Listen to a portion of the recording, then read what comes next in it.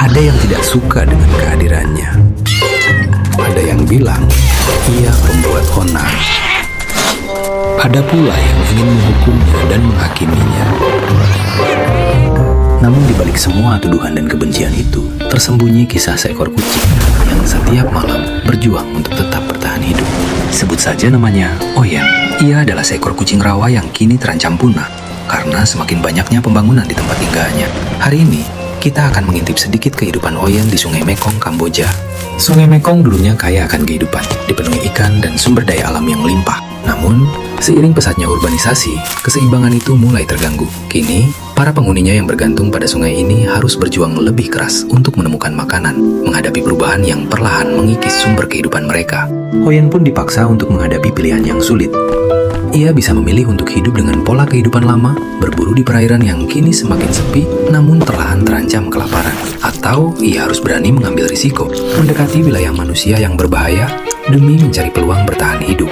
Tetapi meskipun Oyen berusaha beradaptasi, hidup tetap tidak menjadi lebih mudah. Manusia melihatnya hanyalah sebagai pencuri yang mengambil hasil tangkapan mereka. Padahal, itu semua hanya kesalahpahaman. Oyen tidak pernah berniat mencuri. Ia hanya berusaha bertahan hidup di dunia yang telah berubah begitu cepat.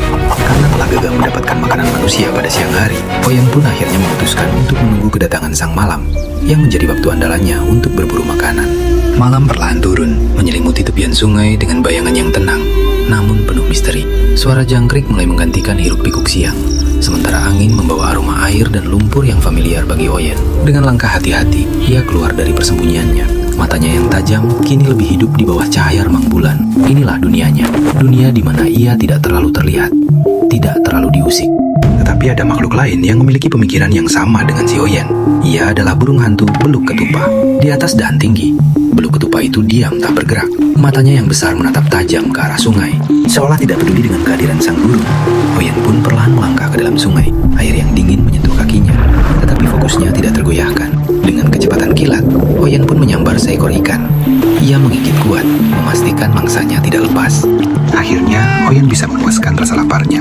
Tanpa ragu, ia pun mulai menikmati hasil buruannya itu. Sementara itu, burung hantu beluk ketupa hanya mengobservasi gerak-gerik si Oyen. Nyatanya, ia memiliki naluri berburu hebat di udara. Dan dalam sekejap, seekor ikan pun berhasil ditangkapnya dengan mudah. Kucing rawa dan beluk ketupa jarang terlibat persaingan dalam berburu makanan.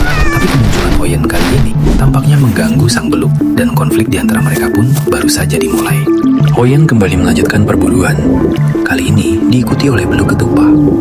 Ia bergerak perlahan, matanya tajam mengawasi permukaan air. Setiap langkahnya penuh perhitungan. Dari atas, beluk ketupa mengintai dalam diam, menunggu saat yang tepat untuk menyambar. Ketegangan terasa. Dua pemburu, satu mangsa. Tetapi nampaknya beluk ketupa lebih handal dan lebih cepat dalam menangkap mangsanya. Ia berhasil lebih dulu mencengkeram ikan-ikan yang diincar oleh si Oyen. Lagi, dan lagi.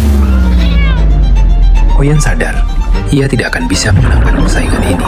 Tenaganya sudah banyak terkuras tanpa ada hasil sama sekali. Akhirnya, Oyen pun memutuskan untuk meninggalkan tempat itu dan mencari area berburu yang baru. Belum jauh, Oyen berenang. Ia menyadari ada sesuatu yang lebih berbahaya dari si beluk ketupa. Seorang manusia di atas perahu tongkang. Namun ada hal lain yang justru lebih menarik perhatiannya. Tumpukan ikan di atas perahu itu. Bagi Oyen, itu bagaikan harta karun.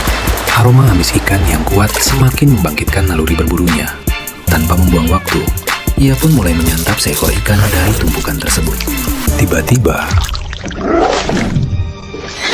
tanpa sadar, Oyen sudah terperangkap di dalam jaring yang dilemparkan oleh sang nelayan. Dalam sekejap, gerakannya terhenti. Oyen berhenti meronta. Di tengah air yang mulai tenang, ia hanya bisa pasrah menerima nasibnya. Tatapannya yang tadi penuh perjuangan kini meredup, seolah menyadari bahwa kali ini ia tak bisa lagi melarikan diri. Hidup bukan hanya soal keberanian mengambil risiko, tetapi juga kebijaksanaan untuk tahu kapan harus berhenti, menjauh, dan memilih jalan yang lebih aman.